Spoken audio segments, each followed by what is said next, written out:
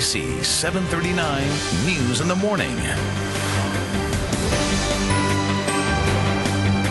Well, two people, a man and a woman, both married in their 20s, only to divorce in their 30s. Together, they've co-authored a new book called Know Before You Say I Do, 30 Reasons Not to Marry Before 30. Felena Hanson joins us this morning. She's one of the authors of this book.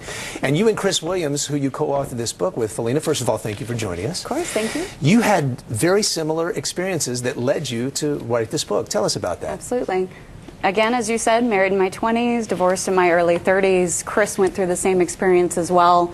We both are local instructors here in San Diego and really started to share that experience with each other. And what I found as I approached and turned 30, many of my 30-something girlfriends who were single really started to get uncomfortable, putting a lot of pressure on themselves, and it was just didn't make sense to me. In this day and age, we live longer, we can have babies later, we really truly have a better success rate of marriage if we wait to know who we are before we get married. And so really wanted to share both our experiences as well as the experience of others. And let's talk about some of these 30 reasons. We've got 10 of them we're going to share with our viewers, starting with number one. You changed dramatically in your 20s.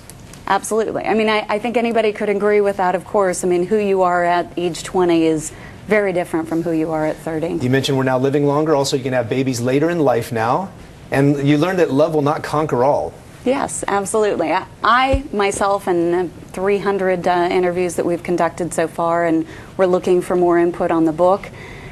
Really, that was my my paradigm when I was in my early 20s. You know, didn't matter. Love's going to conquer everything. Right. You know, sure. You know, we'll get through anything. But as a practical matter, it's kind of different. Instead of setting goals and really looking at where does my partner want to be long term. Okay, let's go to the next screen. We've got 5 more we want to show you. And there we go. Complete versus complement versus complete. Yes. So again, a paradigm in our 20s. I hear many young women saying, and teaching college, I'm looking for somebody to complete me, as opposed to we hear that a lot. Finding somebody that actually is a complement. And in 30 seconds, tell us about the rest of them. What are the most important to you?